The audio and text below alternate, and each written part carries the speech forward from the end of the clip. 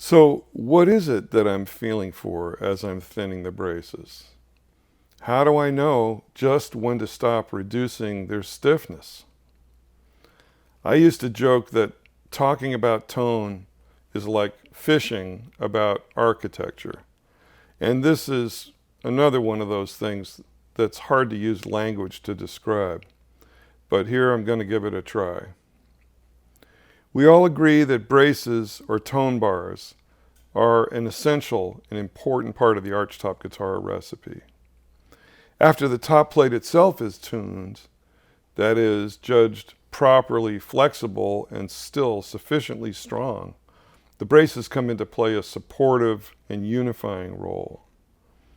Tuning the top's flexibility and adding braces is like taking an important solo.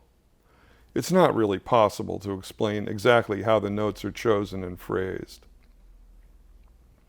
Like a solo, it can be thought of as a moment's summation of the accumulated mastery and style of a creator.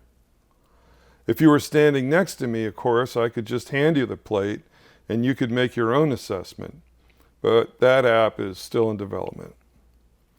I love carving plates and approach each one with a beginner's mind, curiosity, and respect. When you carve and shape a thin plate, if you're doing it slowly, by hand, the way I like to do it, you become familiar with the individual piece of material in an intimate way, unlike any other woodworking project.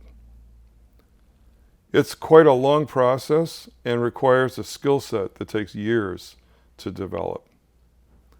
I feel as though I'm making an acquaintance, learning details about the wood's abilities and attributes. I know it sounds corny, but it's a bit like making friends. By the time the top is ready for braces, I've spent a long time getting to know its properties, qualities, and quirks. When I flex the top in my hands, before, during, and after bracing, I'm judging subtleties of how it feels when it bends. It's stiff, sure. All instrument-grade spruce is stiff, and that's why we use it for tops. But stiff and a little gooey? Or stiff and crisp? Stiffer in the diagonals than the cross grain? Looser near the edge than I expected? Maybe some behavior I never noticed before. The game is to pay lots of attention and put it all away in the memory bank to add to the library of experience. After all the work bringing the plate to near completion, the bracing gives me another chance to improve the plate's behavior by adding some diagonal stiffness and help to get it ready to pump out the fundamentals of those elusive bass notes with gusto. At the risk of sounding like a broken record, the stiffness of a piece of material varies with the cube function of its thickness. So what may seem like tiny, fussy adjustments in thickness have profound effects on the ability of the plate to vibrate in an efficient, musical way. Remember, our strings are only tiny wires, and all we have to set them in motion are fingertips and little plectra. So we need to build the most responsive guitar we can devise in order to get a useful dynamic range and a big sound. Ideally, we want a pretty, articulate voice when played gently, with excellent note separation and clarity. A romantic mid-range, lots of robust low-end response, and a potent kick when driven hard.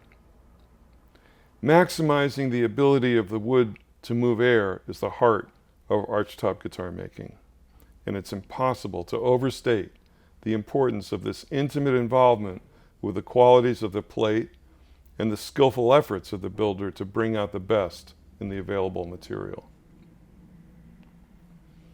I feel a lot of connection with violin family builders on this subject, and also take a lot of inspiration from the classical guitar builders, who in the service of enhancing performance are innovating like crazy and taking big chances in search of a more successful recipe.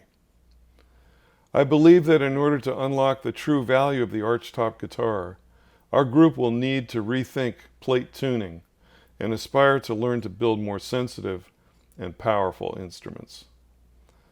Looks to me like we're 200 years or so behind violins in terms of realized potential.